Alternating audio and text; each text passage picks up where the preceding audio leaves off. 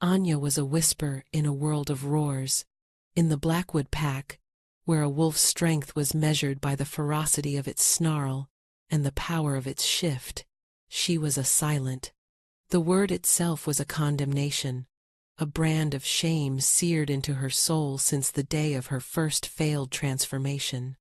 While other children had burst forth in a flurry of fur and youthful energy, she had remained stubbornly, disappointingly human, her inner wolf, a hollow echo where a beast should have been. The rejection was a constant, cold companion. It lived in the averted gazes of the pack elders, in the pitying glances from her older sister, Seraphina, and in the bitter disappointment that permanently etched her father's face. Her family, once respected, had fallen into disgrace, their lineage tainted by her perceived defect. They lived on the frayed edges of the territory, in a cottage that sagged with the weight of their collective shame. Today, the shame was a physical weight pressing down on her chest. The summons had arrived at dawn, a scroll bearing the obsidian seal of the Alpha King. It was not a request, but a command. Every unmated female of shifting age was to present herself at the capital. The reason was unstated, but whispers slithered through the pack like smoke. King Caspian, the Shadow King, was seeking a mate. The name alone was enough to chill the blood. He was a figure of terrifying legend, a king who had taken the throne after his parents' mysterious death, and had ruled from the shadows of his fortress ever since. He never attended festivals, never walked among his people. He was a phantom king, his power absolute, his presence a constant, unseen threat. They said he was cruel, scarred, a monster who hid his face for a reason. "You must go," her father had said, his voice devoid of warmth. He had not looked at her, his eyes fixed on the chipped wood of their table. "It is the king's command. We cannot afford more dishonor." He meant she could not afford to bring them more dishonor. Her very existence was a stain, and defying a royal edict would be catastrophic. Seraphina had helped her pack a small, threadbare bag. Her sister was everything. Anya was not strong, beautiful. Her silver wolf, a magnificent creature that ran with the pack's finest hunters. Yet, there was no malice in her, only a deep, sorrowful pity that was almost worse than contempt. "Be careful, Anya," Seraphina had whispered, pressing a small, hand-carved wooden bird into her palm. "The capital is not like our village, and the king, the stories are dark." Anya clutched the bird now, its smooth wood a small comfort, as she stood in the crowded, muddy courtyard of the king's fortress. She was a drab sparrow in a flock of peacocks. The other females were dressed in their finest silks and velvets, their hair intricately braided with ribbons and jewels. They preened and postured, each one vying to be the most impressive, the most worthy. They were the daughters of alphas and betas, their bloodlines pure, their wolves strong. Anya wore a simple brown dress, patched at the elbows. She had no jewels, no ribbons. She felt invisible, and for that, she was grateful. Her only hope was to be overlooked, dismissed, and sent home to her quiet life of being a disappointment in private. She kept her head down, her gaze fixed on the cracked cobblestones, trying to shrink into herself. The air crackled with a sudden tension. A hush fell over the chattering crowd. The great iron-banded doors of the keep swung open, and two figures emerged. One was an older wolf, his face a mask of stern authority and disdain. His scent was sharp, aggressive. Lord Vorlag, the king's uncle and most trusted advisor, a notorious traditionalist. The second figure stole the breath from every lung in the courtyard. It was the king. He was not what she had expected. The legends had painted a picture of a gnarled beast, a monster hunched and hideous. But Alpha King Caspian was tall and powerfully built, draped in black furs that seemed to drink the very light from the air. A high, ornate collar framed a face that was brutally handsome, all sharp angles and severe lines. His hair was as black as a moonless night, and his eyes were the color of a winter storm, a piercing glacial gray that seemed to see everything and feel nothing. But there was something else. A strange cold emanated from him, a palpable aura of isolation and sorrow that clung to him like a shroud. Shadows seemed to deepen in his presence, to writhe at the edges of his form as if they were alive. Lord Vorlag stepped forward. By decree of Alpha King Caspian, a mate will be chosen. She who is selected will bring honor to her pack and secure the future of our kingdom. His gaze swept over the assembled females, dismissing Anya and the other lower-ranked wolves in an instant. The king did not speak. His stormy eyes scanned the crowd, his expression unreadable. He moved with a predator's grace, a silent, lethal power that made the air thick with fear. One by one, he passed the hopefuls, a flick of his gaze, a slight shake of his head, and their faces would fall, crestfallen. He dismissed the strongest, the most beautiful, the ones whose bloodlines were impeccable. Confusion rippled through the ranks. Anya held her breath, praying he would not see her. "Please, just pass me by. Let me go home." But then, his movement stopped. He was standing before her. The world narrowed to the space between them.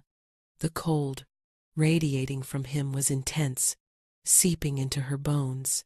She could feel the raw, terrifying power thrumming just beneath his skin. She dared not look up, keeping her eyes fixed on the silver clasps of his boots. Silence stretched, heavy and suffocating. The whispers of the crowd died. She could feel hundreds of eyes on her, feel their shock and disbelief. Why had he stopped for the silent, the wolfless girl from a disgraced family? A deep voice, smoother and colder than she could have imagined, cut through the silence. "You!" The single word was a physical blow. Anya's head snapped up against her will. She met his gaze, and her heart stuttered. The stories were wrong. He was not a monster. He was something far more terrifying, a man utterly broken, his soul encased in ice. She saw a flicker of something in those gray depths, not cruelty, but a profound, bottomless pain. He looked at her not as a potential mate, but as a tool. His gaze was assessing, calculating. He saw her patched dress, her lack of adornment, her cowering posture. He saw her weakness, and for some reason she could not comprehend.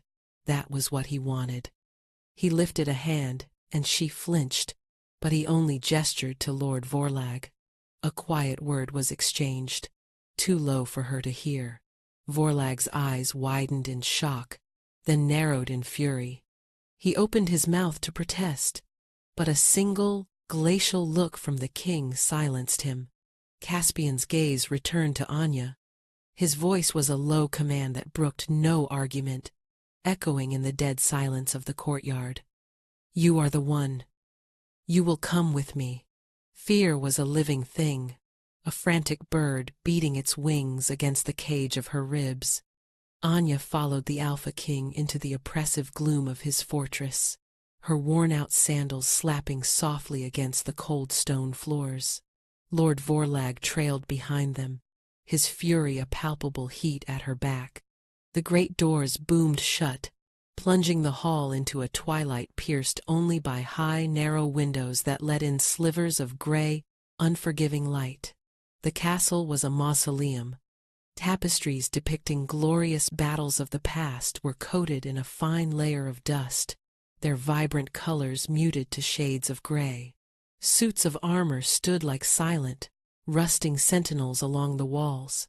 There was no warmth, no life, no sound, but their footsteps echoing in the cavernous space. It was the home of a man who was already a ghost, King Caspian led her not to a throne room or a grand hall, but up a winding staircase into what was clearly his private study. The room was dominated by a massive oak desk and shelves, overflowing with books and scrolls. A fire crackled in the hearth, but it did little to chase away the room's profound chill. The air was thick with the scent of old paper, wood smoke, and something else, a faint, metallic tang like ozone after a lightning strike. He gestured to a simple wooden chair before the desk, then moved to stand before the fireplace, his back to her. He was a looming silhouette against the flames. "My lord," Vorlag began, his voice tight with outrage. "You cannot be serious. This girl, she is a silent. Her family is disgraced. She has no wolf, no standing, no power. She is an insult to our bloodline." Caspian did not turn. "That is precisely why she was chosen." His voice was calm, but it held an undercurrent of steel that made Vorlag flinch.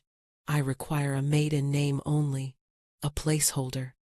Someone who will not challenge me, who has no political ambitions of her own, whose family is too weak to leverage this union for their own gain. She is perfect." Anya's blood ran cold. A placeholder, a tool. She was not a person to him, but a solution to a problem. The humiliation was a bitter pill to swallow, but it was overshadowed by a primal fear. "Leave us," the king commanded, his tone final. Vorlag sputtered for a moment, his face turning a dangerous shade of red, but the king's authority was absolute. With a last, venomous glare at Anya, the old wolf spun on his heel and stormed out of the room, slamming the door behind him. The silence that followed was heavier than before. Anya sat rigidly in her chair, her hands clenched in her lap, the small wooden bird Seraphina had given her digging into her palm. Finally, Caspian turned from the fire. His face was unreadable, a mask of cold control. He walked towards the desk and sat opposite her, the massive piece of furniture a barricade between them. "Let us be clear about the nature of this arrangement," he began, his voice low and even. "You will be my queen. You will live in this castle. You will attend the necessary functions, and you will present a convincing illusion of a mated pair to the world. You will be given fine clothes, warm food, and a comfortable life. In return, you will be obedient, discreet, and you will ask no questions." Her throat was dry. And what of the bond? The mating? The words felt like ash in her mouth. A flicker of something dark and dangerous crossed his face. "There will be no bond. There will be no consummation. This is a political arrangement, nothing more." He leaned forward slightly, his storm-gray eyes pinning her in place. The cold in the room intensified, and she saw them then faint, wispy tendrils of shadow coiling around his shoulders, like smoke with a mind of its own. They seemed to react to his emotions, darkening and thickening with the grimness of his tone. "I have one condition," he said, and his voice dropped to a near whisper, a sound more menacing than any shout. "It is the most important rule of this entire charade, and if you break it, the consequences will be severe.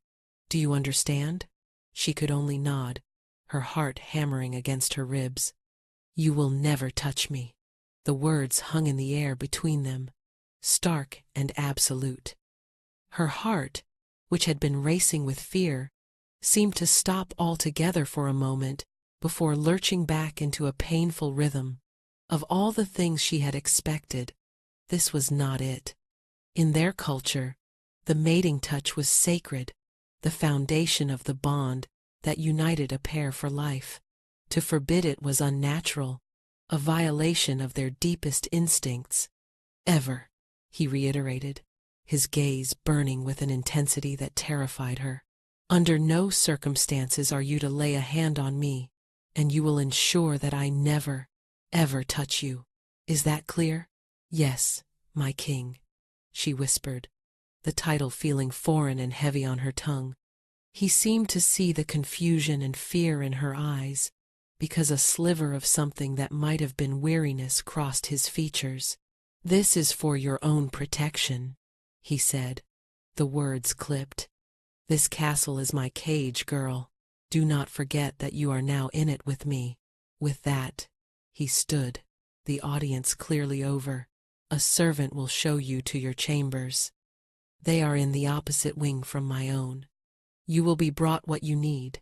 He turned his back on her again, returning to his vigil by the fire, a solitary king guarding a secret she could not begin to comprehend. The shadows around him seemed to cling to him, a living cloak of darkness. Anya felt a strange, unwelcome pang of sympathy for the lonely, powerful man before her. It was quickly smothered by the overwhelming terror of her new reality. She was a prisoner in a gilded cage, mated to a king who refused to touch her, a queen in name only. Her life was no longer her own. It belonged to the Shadow King, and to the terrible secret reason he had for his one unbreakable condition. Anya's new chambers were as grand as they were desolate. They were a suite of rooms, larger than her entire family cottage, furnished with a huge canopy bed, a velvet fainting couch, and a wardrobe filled with gowns of silk and brocade in colors she had only ever dreamed of. But like the rest of the castle, a film of disuse lay over everything. The air was stale, the furniture shrouded in a ghostly layer of dust. No one had lived here for a very long time. The days that followed bled into one another in a haze of suffocating loneliness. She saw the king only at the evening meal, a tense, silent affair in a cavernous dining hall. They sat at opposite ends of a long, polished table, the distance between them a yawning chasm. He never spoke, his attention fixed on his plate, his posture rigid. The shadows were always with him, faint wisps that coiled at his collar and cuffs, a constant, unsettling reminder of his strangeness. The rule never touch me was a silent third guest at their table every night. The castle staff treated her with a fearful deference. They were ghosts themselves, moving with quiet efficiency, their eyes always downcast. They answered her questions with clipped, polite responses, but offered no warmth, no conversation. She was their queen, but she was also the king's property, and they were clearly terrified of him. Desperate for a breath of fresh air, for something real and alive in this stone tomb, Anya began to explore. She found her way to the castle's courtyard gardens, or what was left of them. They had once been magnificent, she could tell. The layout was intricate, with stone pathways, tiered flower beds, and the skeleton of a large glass conservatory. But now, it was a riot of neglect. Weeds choked the life from withered rose bushes, ivy crawled unchecked over statues, and the conservatory glass was cracked and grimy. It was a reflection of the king himself, she thought. Something that had once held the promise of beauty, now left to ruin and decay.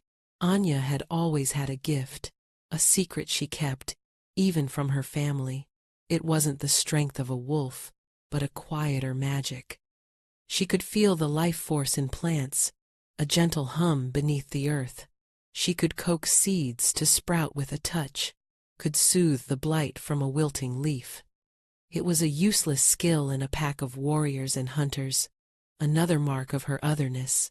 But here, in this dead garden, it felt like a purpose. She started small. She found a pair of rusted shears in a forgotten shed, and began to clear the weeds from a single rose bush. Her fingers, unused to such labor, were quickly raw and blistered, but she ignored the pain. As she worked, she hummed an old lullaby her mother used to sing, a simple, gentle tune. She focused on the tiny spark of life still lingering in the rose's roots, sending a silent, wordless encouragement to it. Live, she pleaded with it. Grow. She lost track of time, her world shrinking to the patch of dirt and the thorny stems in her hands. It was the first time she had felt anything other than fear and loneliness since arriving at the castle. From a high, shadowed window in his study, Caspian watched her. He had been drawn by the faint, unfamiliar sound of humming. He stood back from the glass, a phantom observer, his hands clenched behind his back. He had expected her to weep, to rage, to grow sullen and bitter in her confinement. He had not expected this. He watched as the wolfless girl knelt in the dirt, her fine new dress stained with mud, her brow furrowed in concentration as she tended to a plant that was all but dead. He watched for hours. He saw the way she spoke to the plants in a low whisper, the gentle way she cleared the weeds as if not to disturb the soil too much. There was a quiet strength in her, a stubborn resilience that he had not anticipated. It was an unwelcome complication. She was supposed to be a simple, inanimate pawn. She was not supposed to be interesting. A sudden spike of anger from his uncle's unwanted visit earlier in the day caused a flicker in his control. A tendril of pure shadow, darker and colder than the rest, snaked down his arm. He clenched his fist, forcing it back under his skin. The curse was always there, a hungry beast waiting for a moment of weakness. His isolation was his only defense. His control was the only thing keeping everyone around him safe. He looked back down at the girl in the garden. She was life in his world of death, a small, stubborn flower pushing its way through cracked stone. And for the first time in a very long time, Caspian felt a flicker of something other than pain and rage. It was a dangerous, unfamiliar emotion, curiosity. He continued to watch her day after day. The single rosebush became a small patch of cleared earth. The patch grew into a bed. She found seeds in the conservatory and, with painstaking care, began to coax them to life in small clay pots.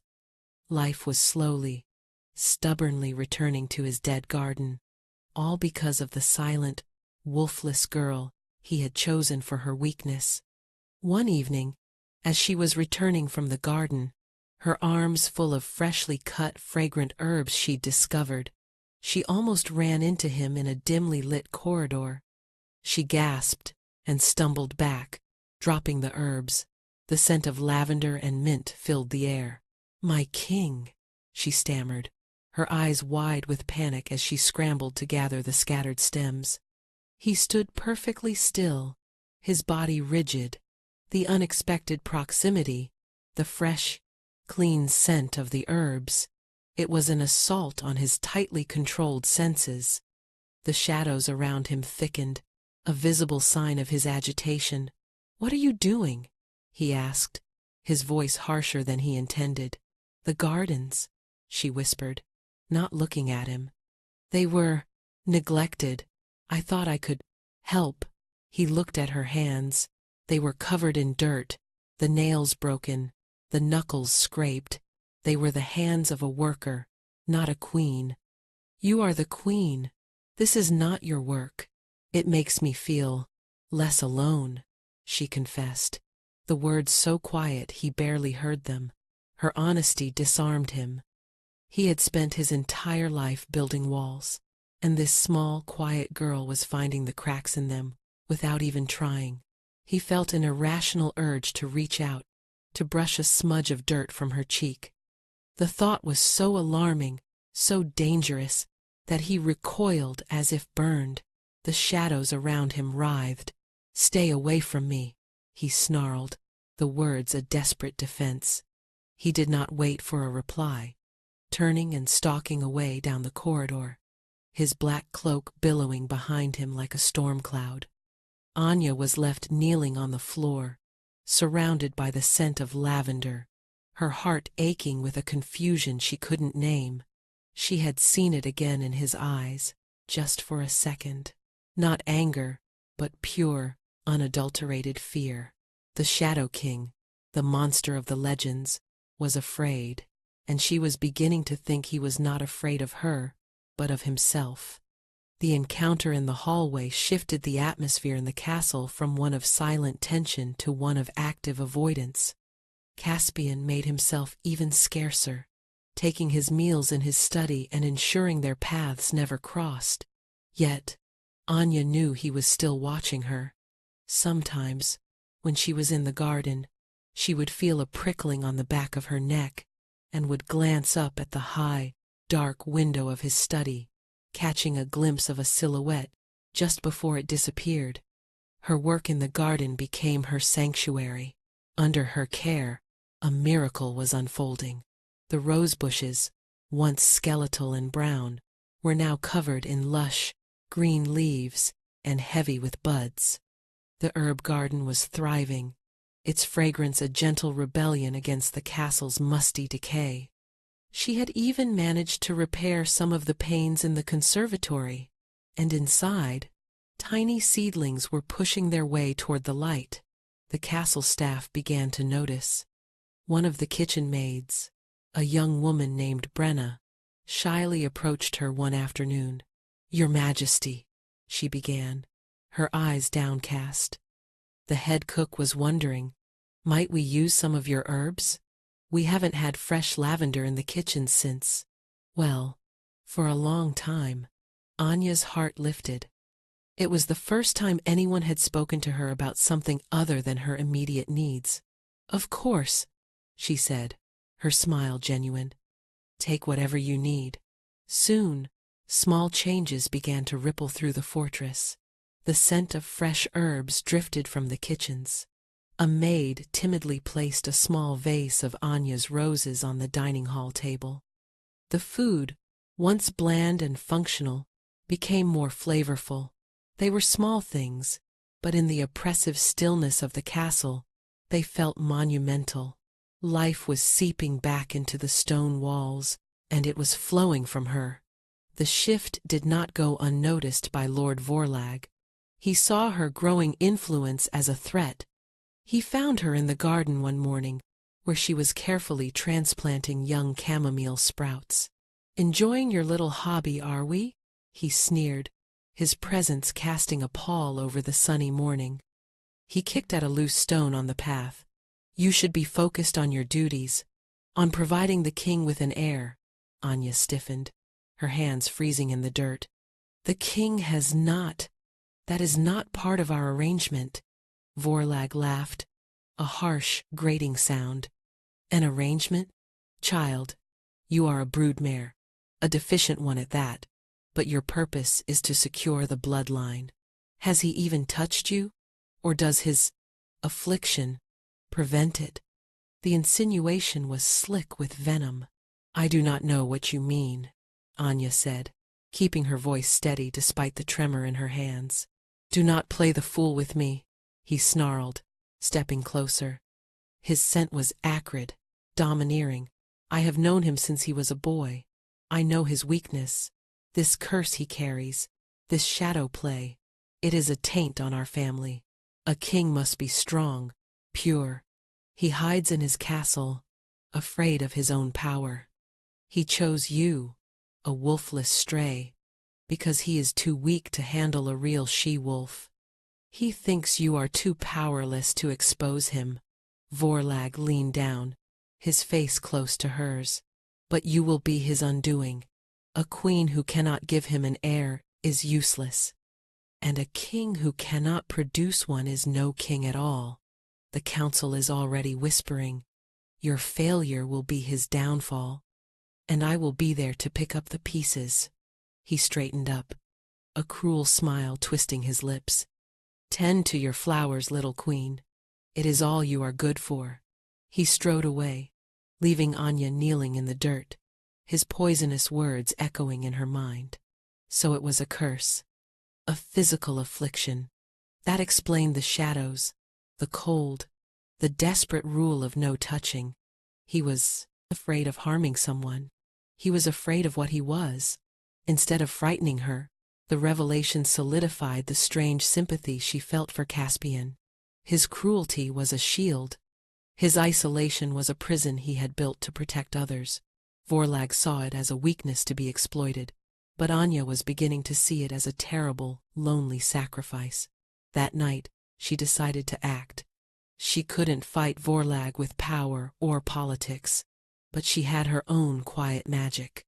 She spent hours in the herb garden, carefully selecting plants known for their calming properties: chamomile, valerian root, and a rare, silvery leaf called moonpetal, said to soothe troubled spirits.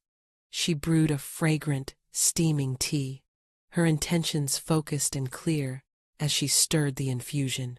Peace, she thought. Let him have a moment of peace.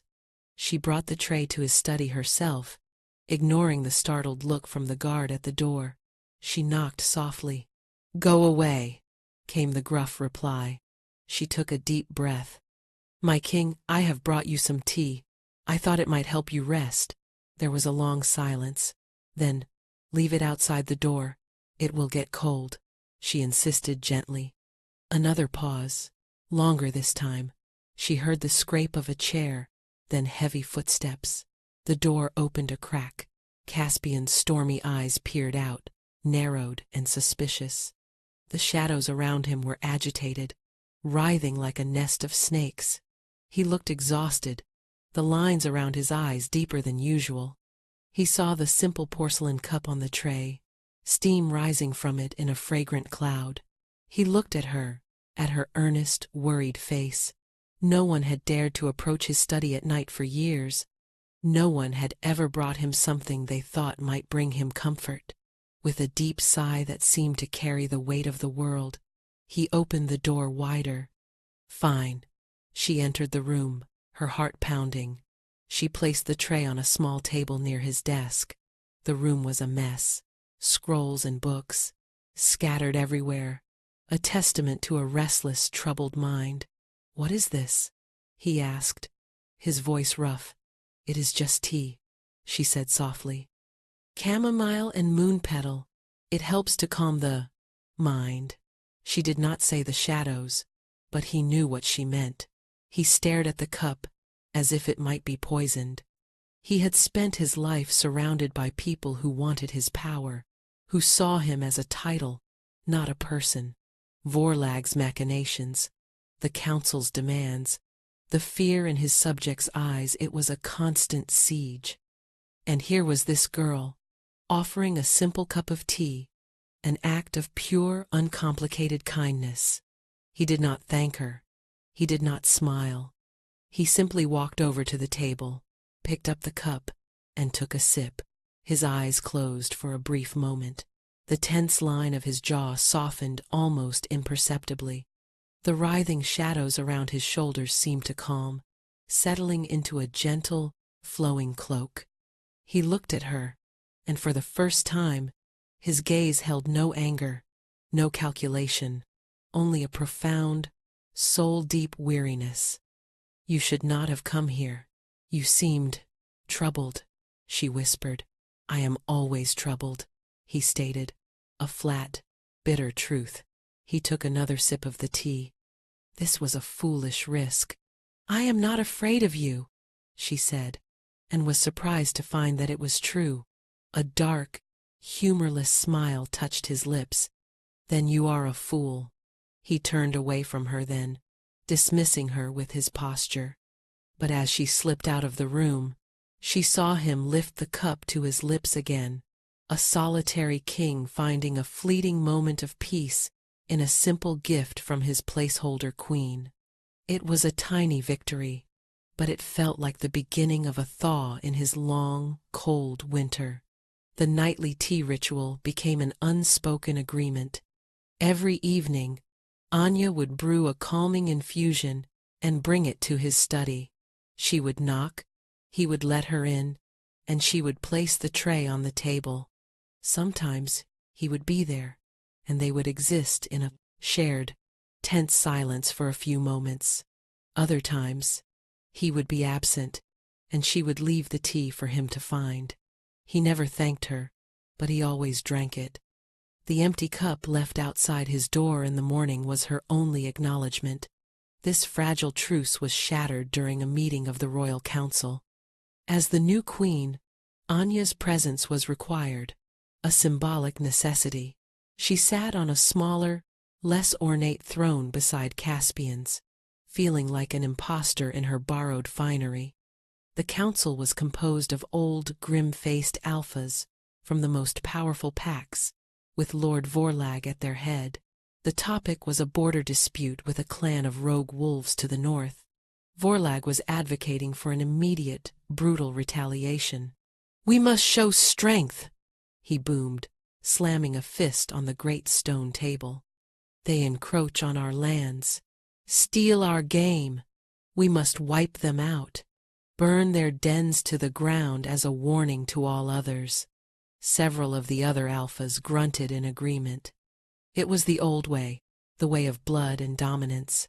Caspian listened, his face an impassive mask, but Anya, who was growing attuned to the subtle shifts in his demeanor, saw the tightening of his jaw. She could see the shadows around him stirring, growing darker.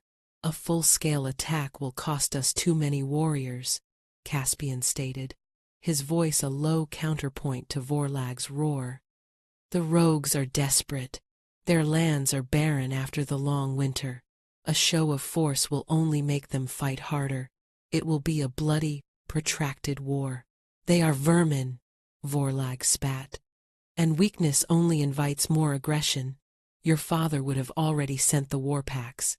Or has his son forgotten how to be a true alpha?" The jab was personal, and it struck its mark. A visible tremor went through Caspian. The temperature in the room dropped several degrees. The shadows around him exploded outwards, no longer faint wisps but thick, inky tendrils that snaked across the floor and up the walls. The torches in their sconces flickered wildly, casting dancing, monstrous shapes. The council members recoiled in terror, their chairs scraping against the stone as they scrambled back. They had heard whispers of the king's affliction, but to see it unleashed was something else entirely. Fear scented the air, thick and cloying. "You dare question my strength, uncle?" Caspian's voice was no longer human. It was a low, resonant growl, layered with 100 whispering spectral echoes. His eyes glowed with a faint, silvery light. Vorlag had gone too far, and he knew it. He was pale, but a smug, triumphant look lingered in his eyes.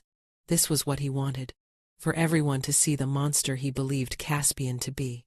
The shadows thrashed, lashing out like whips.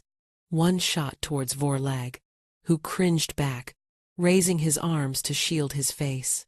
The other alphas were frozen in terror, their bravado gone, replaced by primal fear.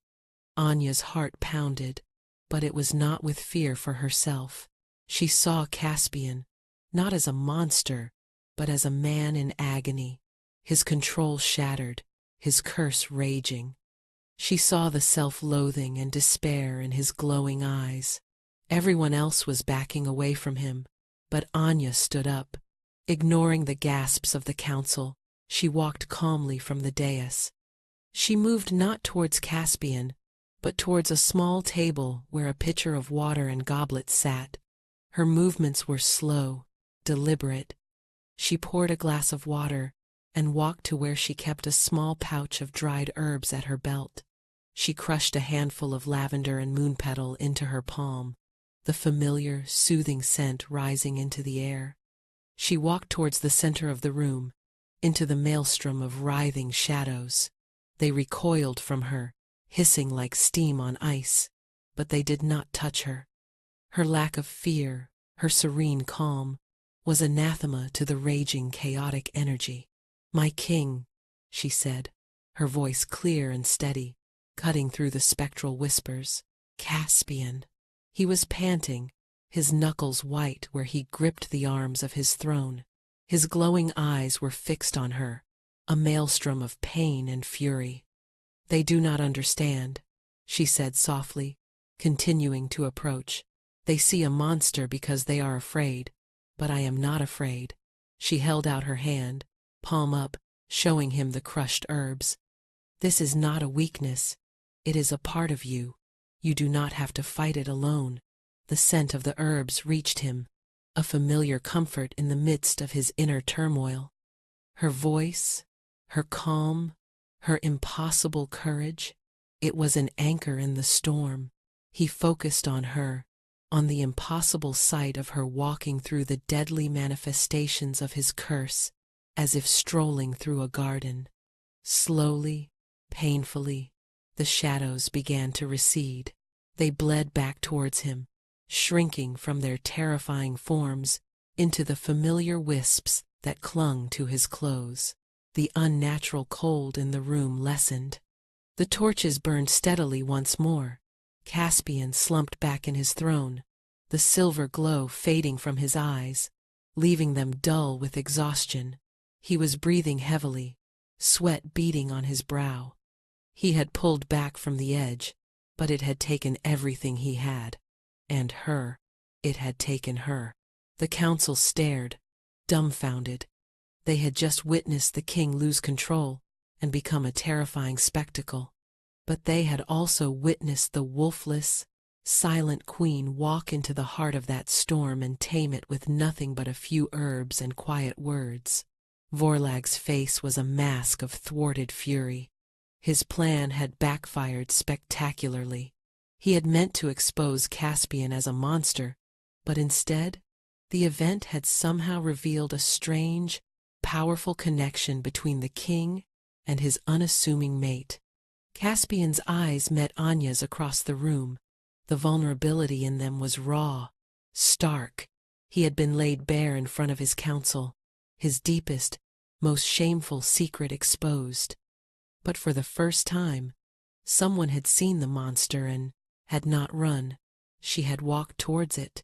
Without another word, he stood on shaky legs and swept from the room, the doors slamming shut behind him with a deafening boom. The council was left in stunned silence, their gazes shifting from the door he had disappeared through to the small, quiet queen who had just saved them all. Anya stood her ground, her heart aching for him, knowing that this revelation had changed everything. Later that night, a profound silence settled over the castle, heavier and more complete than usual. Anya knew Caspian would not come for the evening meal. She knew he had locked himself away, stewing in the shame and fury of his public exposure. The thought of him alone in the dark with his pain was a physical ache in her chest. She brewed the tea, her hands steady despite the turmoil inside her. This time, she added a touch of honey, a small comfort. She carried the tray through the silent, echoing halls to his study. The guards, who had witnessed the scene in the council chamber, now looked at her with a new respect, a kind of awe. They stepped aside without a word. She knocked. There was no answer. "Caspian," she called softly. "It's Anya. Please."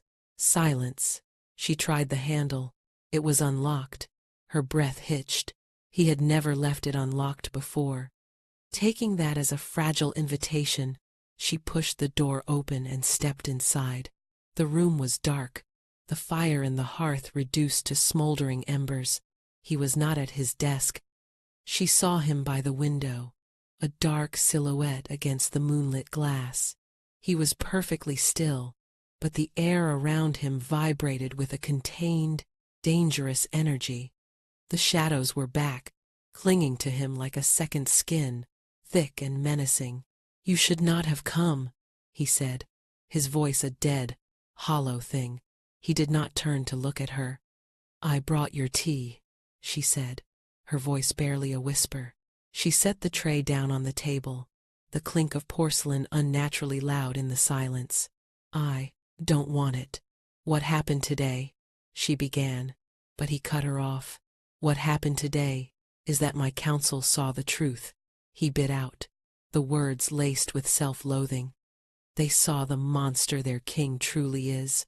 All of Vorlag's whispers and rumors confirmed in an instant. "They saw a king who is in pain," she corrected gently. They saw a king struggling with a burden they cannot comprehend. He finally turned, and the anguish on his face made her heart clench. The mask of cold indifference was gone, replaced by raw, naked vulnerability. "It is a curse, Anya. It has been in my bloodline for generations, a dark bargain my ancestor made for power. It passes to the firstborn son. It feeds on strong emotions, rage, grief, despair. My parents, they did not die in an accident. I killed them." The confession hung in the air, heavy and poisonous. "I was a boy," he continued, his voice breaking, "barely 16. I had my first shift, and the curse awakened with it. We argued, my father and I, a stupid argument, but my rage, it was uncontrollable. The shadows erupted from me. I didn't know what they were. I couldn't stop them. By the time I regained my senses," he choked on the words, turning back to the window, his shoulders shaking. They were gone. The curse had consumed them. Anya felt tears well in her eyes.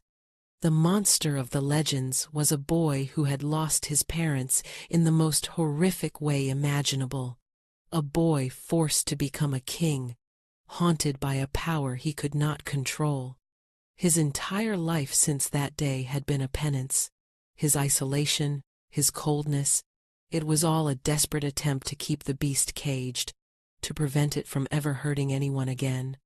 "That is why I chose you," he whispered, his voice ragged. "I knew I could never have a real mate. I could never risk that. The bond would amplify everything. If I felt love, the curse would twist it. If I felt jealousy, it would become a murderous rage. And the touch, the physical contact, is what solidifies the link. It would give the curse a direct conduit to another person. I would destroy anyone I cared for. I chose you because you were weak, unassuming. I thought you would be easy to keep at a distance. I thought I could protect you by keeping you separate, by never touching me," she finished for him, the pieces clicking into place. It wasn't a rejection of her. It was a desperate act of protection. "I was wrong," he said, turning back to her. His eyes were shining with unshed tears. "You are not weak. You are the strongest person I have ever met. You walked into that storm today, and you were not afraid. You quieted it. No one has ever been able to do that. Not even me."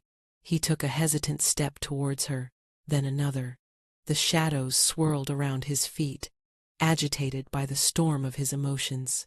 "I do not understand it. Your presence, it soothes the beast.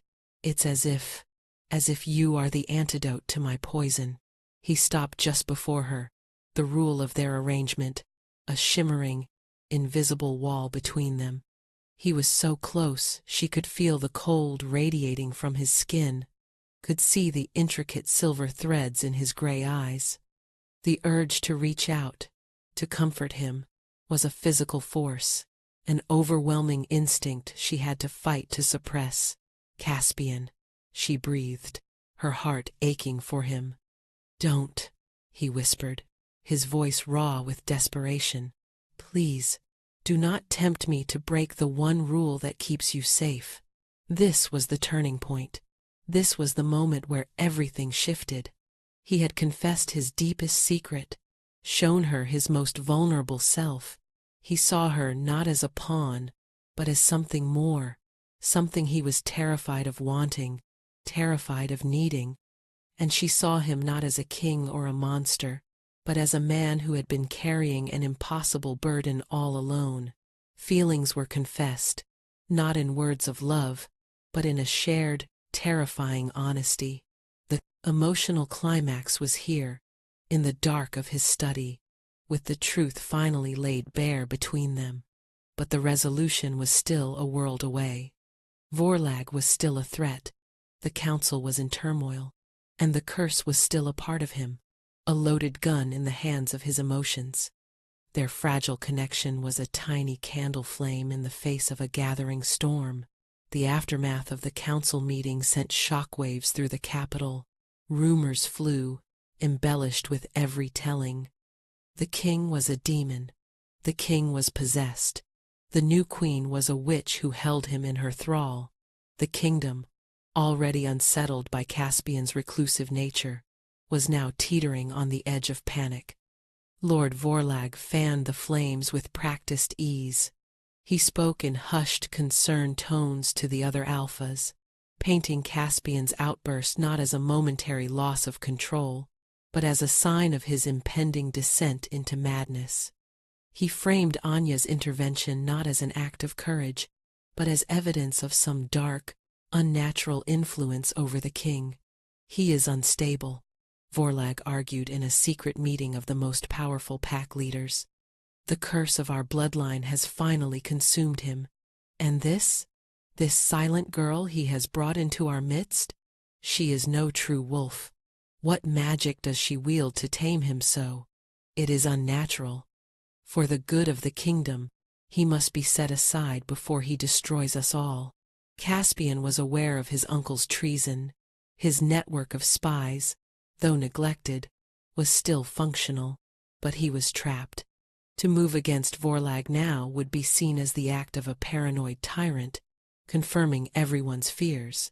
He was paralyzed, forced to watch as his uncle turned his own counsel against him. Their fragile, newfound intimacy became Caspian and Anya's only refuge. He no longer sent her away from his study. She would bring his tea, and she would stay, sitting in the chair by the fire while he worked at his desk. They rarely spoke, but the silence was no longer tense or empty. It was a comfortable quiet, a shared solitude. Her presence was a balm to his frayed nerves, and the shadows, while always there, remained calm and subdued in her company. One evening, he looked up from a scroll, his eyes shadowed with worry. "Vorlag is planning to make a move at the Blood Moon ceremony." Anya's blood ran cold. The Blood Moon ceremony was one of the oldest and most sacred shifter rituals, a time when the pack's bonds were renewed and the Alpha King's dominance was reaffirmed. It was a public event, attended by all the major alphas and their packs. It was the perfect stage for a coup. "What will he do?" she asked. "He will challenge my authority," Caspian said, his voice grim. "He will use my curse as proof of my unfitness to rule. He will demand I be deposed." The council would not dare. "They are scared, Anya," he interrupted. "Vorlag is offering them a simple solution, a return to the old ways. They will follow him if they believe I am a threat to their stability." He ran a hand through his dark hair, a gesture of profound frustration. "I cannot fight him. If I show anger, if I unleash the curse, I prove him right. If I do nothing, I appear weak and confirm his accusations. He has me trapped." Anya looked at him, at the powerful king brought low by a battle he couldn't fight. She thought of her garden, of how she had brought life back not with force, but with patience and gentle encouragement. Perhaps the same principle applied here. "Then don't fight him with force," she said softly. He looked at her, confused. "Don't fight him at all. Show them something else, not the monster he wants them to see. Show them the king you truly are." "And what king is that?" he asked bitterly. "A broken man hiding in the shadows." "No," she insisted, standing and walking closer to his desk. She stopped a careful foot away, respecting the invisible barrier between them. "A king who has carried a terrible burden to protect his people. A king who has sacrificed his own happiness for their safety. A king who is strong enough to be vulnerable."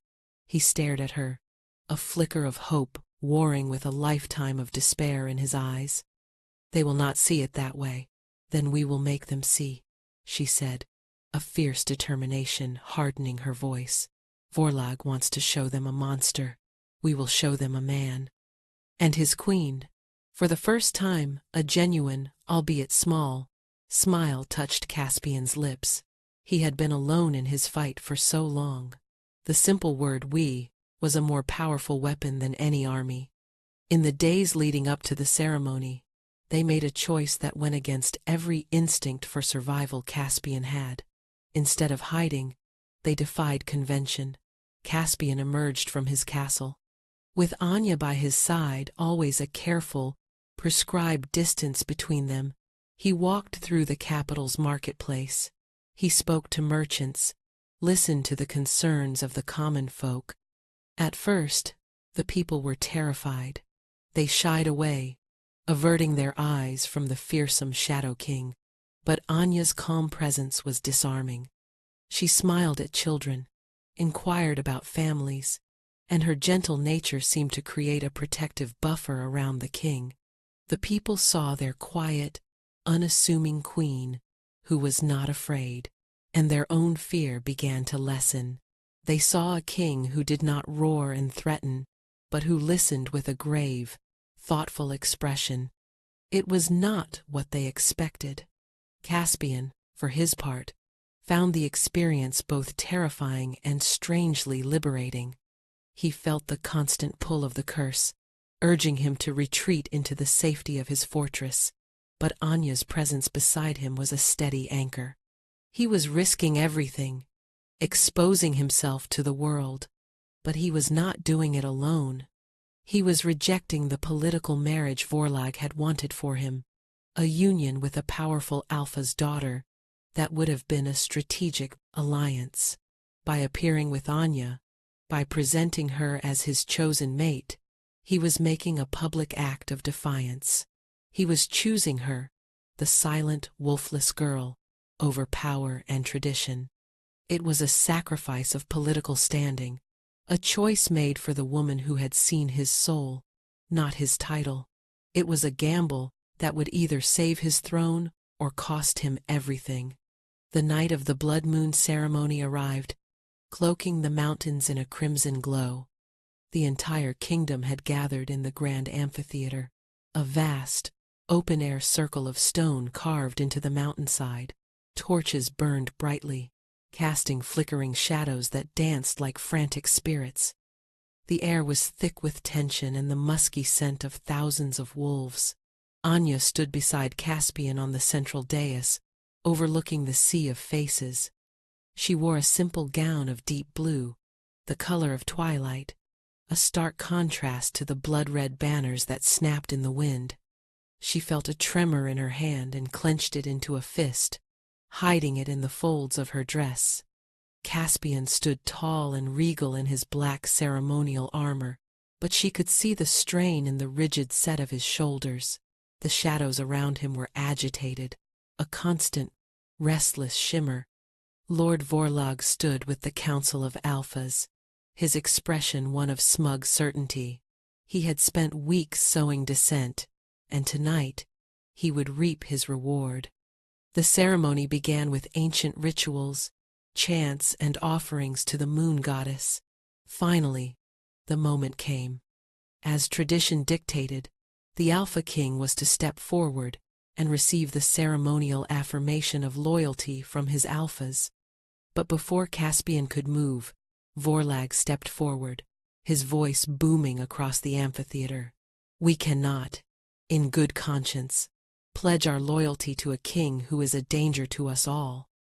A shocked murmur rippled through the crowd. This was open rebellion. Vorlag pointed a trembling, accusatory finger at Caspian. "We have all heard the stories. Many of us have now seen the truth with our own eyes. Our king is enthralled by a dark power, a curse that makes him a monster. He is unstable, unfit to rule. He hides a monstrous form, a beast of shadow that threatens to consume him and our kingdom with him. He turned his venom on Anya, and he has taken this wolfless witch as his mate, a barren, silent girl who holds him in her thrall with unnatural means. He has rejected strong bloodlines and alliances for her. He is not thinking of the kingdom. He is lost to his madness." The crowd was in an uproar. Fear and confusion warred on their faces. The other alphas on the council looked at each other, their expressions grim. Vorlag's words, though treasonous, echoed their own deepest fears. Caspian stood like a statue of ice, his face unreadable. Anya could feel the rage building in him, a volcanic pressure. The shadows around him thickened, beginning to coalesce into tangible forms. This was Vorlag's trap. He was goading Caspian into an outburst to prove his point to the entire world. But Anya had seen this coming. She had a plan. She placed a hand on Caspian's arm, a shocking, forbidden act. He flinched as if struck by lightning, his head snapping around to look at her, his eyes wide with panic. "Anya, no," he hissed, trying to pull away.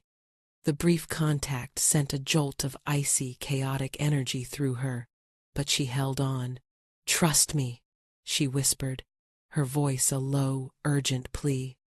She turned to face the crowd, her hand still on his arm, a visible symbol of their connection. Her voice, though not loud, carried a strange resonance in the sudden hush, a quiet strength that commanded attention. "You speak of curses and monsters, Lord Vorlag," she began. "But the only monster I see here is the one bred by fear and ambition. You say your king is weak.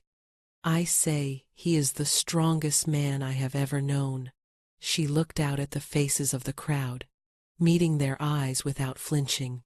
"For years, your king has lived in isolation, not out of cruelty, but as a sacrifice. He carries a heavy burden, a power he did not ask for, and he has chosen to cage himself rather than risk harming a single one of you. He has borne this pain in silence, alone." She squeezed Caspian's arm gently. The shadows around him were still thrashing, but they were no longer expanding. Her touch, her calm, was acting as a dam against the flood of his rage. "You see his power as a curse," she continued, her voice rising with passion. "I see it as a part of him, just as the wolf is a part of you. It is not evil. It is just power. It is his fear, his pain, and the lies you have spread that twist it into something monstrous." Vorlag, seeing he was losing the crowd, grew desperate. He reached into his cloak and pulled out a small, jagged obsidian shard. It pulsed with a malevolent purple light, a forbidden artifact, drenched in dark magic. "You see, the witch defends him," he roared. "Let me show you the true face of your king." He pointed the artifact at Caspian. A beam of sickening purple energy shot out and struck him in the chest. Caspian roared, a sound of pure agony, not of a man, but of a beast. The shadows exploded from him. It was 1,000 times worse than in the council chamber. A tidal wave of darkness erupted, forming into a monstrous, shifting creature of nightmare, with glowing silver eyes and thrashing tendrils. The temperature plummeted, and a wave of pure terror washed over the amphitheater. Wolves and shifters cried out, scrambling back, trampling each other in their panic. The shadow beast, driven by the artifact's dark magic and Caspian's agony, was a creature of pure, mindless rage. It was no longer under his control. It was the curse made manifest. It threw its head back and roared, the sound echoing with the whispers of 1,000 tormented souls. Vorlag smiled in triumph. He had his monster, the beast's glowing eyes fixed on the nearest threat, the source of its pain. It turned on Vorlag, who lost his smile, his eyes widening in terror as he realized the creature he had unleashed would not obey him. But then, its head snapped around. Its gaze fell upon Anya. She was still standing beside the now human-shaped void where Caspian had been, her hand outstretched in the air where his arm had been. She was the one touching him, the one connected to him. The monster saw her as part of itself, and also as the most vulnerable part. Inside the raging storm, Caspian was fighting. He had one last sliver of control, one last coherent thought: protect her. The shadow beast reared up, a massive tendril forming into a sharp, spear-like point aimed directly at Anya's heart. With a final, monumental act of will, Caspian forced the creature to turn its rage inward. He chose to let the curse consume him, to self-destruct, rather than allow it to harm her. The beast shuddered, turning on itself, tendrils lashing and tearing at its own shadowy form. It was going to rip itself apart and take Caspian's soul with it. This was his ultimate choice, to sacrifice his own existence to save hers. "No!" Anya screamed, tears streaming down her face. She would not let him do this. She would not let him die for her. She finally understood. The curse fed on rage, on pain, on fear. Fighting it only made it stronger. She had to do the opposite. Ignoring the panicked screams of the crowd, she did the one thing he had forbidden, the one thing she knew she had to do. She ran forward, straight into the heart of the raging, self-destructing shadow monster. She threw her arms around the epicenter of the storm, the place where she knew Caspian's body was, and she held on tight. She pressed her face against his chest, a full-body embrace that shattered his one and only rule. The cold was absolute, a soul-deep chill that threatened to stop her heart. But she held on. And then, she used her own unique magic. Not the power to command or destroy, but the power to nurture. She closed her eyes and poured every ounce of her being into that touch. She did not send fear or pity. She sent love, pure, unconditional, unwavering love. She sent acceptance, not just for the man, but for the shadows, for the curse, for every broken part of him. She sent hope. She sent the memory of the sun on the roses in her garden, the scent of lavender, the feeling of peace in their shared silence. "I am not afraid," she sent through their newfound connection. "I see all of you, and I love all of you. You are not a monster. You are my king. You are my mate." A blinding flash of silver-white light erupted from them, expanding outwards, washing over the entire amphitheater. It was not a violent explosion, but a gentle, cleansing wave. It was the light of a soul being made whole. When the light faded, the monstrous shadow beast was gone. Caspian stood in the center of the dais, his black armor cracked and broken. The shadows were still there, but they were different. They no longer writhed with menace. They flowed around him like a cloak of living midnight, calm and controlled. They were no longer a curse, but simply a part of him, integrated and tamed. A new, immense power radiated from him, balanced and whole. Anya was still in his arms. He was holding her tightly, his face buried in her hair. He was warm. For the first time, his skin was not unnaturally cold. He was trembling, not with rage, but with the sheer, overwhelming emotion of being touched, of being accepted, for the first time in his life. He lifted his head and looked at her, his storm-gray eyes clear and full of a love so profound it stole her breath. The curse was broken, not by destroying the darkness, but by embracing it with light.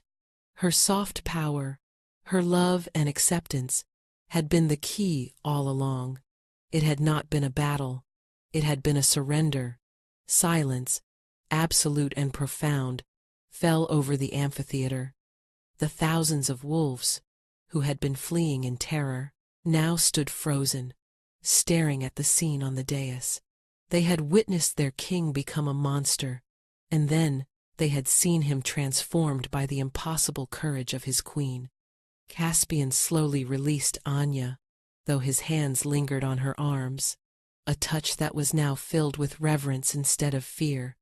He turned to face the stunned crowd, his new, integrated power flowing around him, not as a threat, but as an undeniable aura of command. The shadows swirled at his command, forming into a solid dark throne behind him. He did not need the stone one anymore. His gaze fell upon Vorlag. The old wolf was on his knees, the obsidian artifact shattered on the ground beside him, its power extinguished. His face was a mask of disbelief and terror. His ultimate weapon had failed, and his rebellion had crumbled to dust. "Lord Vorlag," Caspian's voice rang out, clear and powerful, holding none of the spectral echoes of the curse, only the pure, resonant authority of a true king. "You stand accused of high treason. You used forbidden magic against your king and endangered every soul in this kingdom, all for your own selfish ambition. You have sowed fear and division where there should be unity." He did not need to shout. Every word was a hammer blow of judgment. "You preach of strength and the old ways," Caspian continued, his eyes cold as steel. "The old ways valued loyalty. They valued honor. You have neither. Your strength is a bully's rage, and your honor is a coward's lie." He raised a hand, and two of his royal guards, their faces filled with a new, unwavering loyalty, moved to seize Vorlag. The other alphas, who had been on the verge of siding with the traitor, now stood silent and shamed, their gazes fixed on the ground. "You are stripped of your title and your lands," Caspian decreed. "You will be exiled to the barren peaks, to live out your days as the rogues you so despised. You will have no pack, no name. You will be a silent ghost, forgotten by the world you sought to rule." Vorlag was dragged away, sputtering and cursing, his words lost in the vast silence of the amphitheater. The threat that had haunted Caspian's reign was finally neutralized. Caspian then turned his attention to the Council of Alphas. They flinched under his gaze, expecting punishment, perhaps even death, for their wavering loyalty. "You let fear guide you," he said, his tone stern but not cruel. "You listened to the whispers of a traitor because you did not understand me. That is a mistake I will not allow to happen again. My reign will not be one of shadows and distance.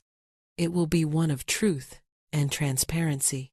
He looked at Anya, and his expression softened, a warmth entering his eyes that stunned the onlookers. He held out his hand to her.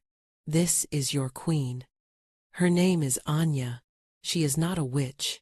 She is not a placeholder. She possesses a strength that none of you could comprehend, a strength of heart, of courage, of compassion. It is this strength that saved me. It is this strength that will now help me lead you." He drew her to his side, his arm wrapping around her waist in a gesture of proud possession. "Our kingdom will no longer define strength by the sharpness of a claw or the power of a snarl alone. We will value courage in all its forms. We will value loyalty born of love, not fear. We will be a kingdom that heals, that nurtures, that endures. This is the new way." He then looked down at Anya, his voice dropping so only she could hear. "And now for the most important tradition of the night." Before she could ask what he meant, he lowered his head, his lips capturing hers in a kiss that was both a promise and a proclamation. It was a kiss of fire and shadow, of a winter storm meeting the gentle warmth of spring. It was a kiss that sealed their bond in front of the entire world. The crowd, which had been holding its collective breath, erupted. A single wolf let out a joyous howl, and it was answered by another and another, until the entire amphitheater was filled with the sound of 1,000 wolves, howling their approval, their loyalty, their joy, to the moon and their newfound king and queen. As they finally broke the kiss, Caspian leaned his forehead against hers. "There is one more thing," he murmured, his thumb gently stroking her cheek. With a grace that was both feral and tender, he bent his head and gently bit the juncture of her neck and shoulder. A jolt of pure, ecstatic energy surged through Anya, a golden light that intertwined with his shadows, sealing their souls together. The mating mark. It was not a brand of ownership, but a symbol of their unity, a mark that declared to the world that the silent girl was the mate of the Shadow King, and that together they were whole. The harsh culture of the Blackwood Pack began its transformation that night. They had seen a different kind of power, a quiet resilience that had triumphed over brute force and dark magic. Their prejudices, their rigid definitions of strength, had been shattered. In their place, a seed of hope had been planted, a hope for a kingdom ruled not just by power, but by compassion, a kingdom healed by the love of a king who had mastered his shadows, and a queen who had taught him the strength of the light. 1 year later, the fortress of the Alpha King was unrecognizable. The oppressive gloom was gone, replaced by light and life. The dusty tapestries had been cleaned, their vibrant colors restored, and the halls were filled with the scent of fresh flowers and baking bread. The castle was no longer a prison, but a home. The biggest change was in the gardens. Under Queen Anya's devoted care, they had become a wonder of the kingdom. They were a breathtaking explosion of color and life, with blooming roses of every shade, fragrant herb gardens, and a grand conservatory teeming with exotic plants. It was her sanctuary, but it was also a symbol of the entire kingdom's renewal. Prosperity had returned to the lands, the harsh traditions softening under the compassionate rule of the new king and queen. Caspian was no longer the Shadow King. To his people, he was simply King Caspian, or more often, just Caspian. He ruled with a wisdom and fairness that earned him not fear, but a deep and abiding love. He walked among his people freely, his shadows a calm and gentle presence that no longer caused terror. Children would often tug on his dark cloak, and he would smile, a real, warm smile that reached his storm-gray eyes, and lift them into his arms. He had learned that true strength was not in isolation, but in connection. He found Anya in the conservatory, humming softly to a row of delicate orchids. He came up behind her, wrapping his arms around her waist and resting his chin on her shoulder. The touch was still a miracle to him, a gift he never took for granted. "They're beautiful," he murmured, his breath warm against her ear. "They just needed a little encouragement," she replied, leaning back against his solid chest. She turned her head to kiss him, a soft, familiar gesture that still made his heart race. His gaze dropped to the gentle swell of her belly, visible beneath her simple linen dress. He placed a hand over it, a look of profound awe on his face. "And how is our little sprout?" "Strong," she said with a laugh. "I think he has his father's kick." The news of the queen's pregnancy had been a cause for joyous celebration throughout the kingdom. The wolfless, barren girl was carrying the heir to the throne, a final, definitive rebuke to all the old prejudices. Their child, the healers said, was a miracle, a perfect fusion of their spirits. Vorlag would be furious, Caspian mused, a hint of dark humor in his voice. News from the barren peaks was scarce, but the last anyone had heard, the disgraced lord was a bitter, lonely old man, haunted by the ghosts of his own ambition. "Let him be," Anya said softly. "He is a part of the past. We are the future." Caspian turned her in his arms, his gaze intense. "I was a ghost, a monster hiding in a cage of my own making. You walked into my darkness and showed me the sun, Anya. You saved me. You saved yourself," she corrected, tracing the line of his jaw. "You made the choice to protect me, to sacrifice yourself. I just held up a mirror and showed you the man who was already there." He smiled and kissed her again, deeply and without reservation. Their love had not only healed a man and broken a curse, it had healed a kingdom. The whisper had taught the roars a new song, one of hope, acceptance, and love. And as the sun set, casting a golden glow over the flourishing gardens, the king and his queen stood together, their united shadows stretching long before them, ready to welcome the new life that was their legacy.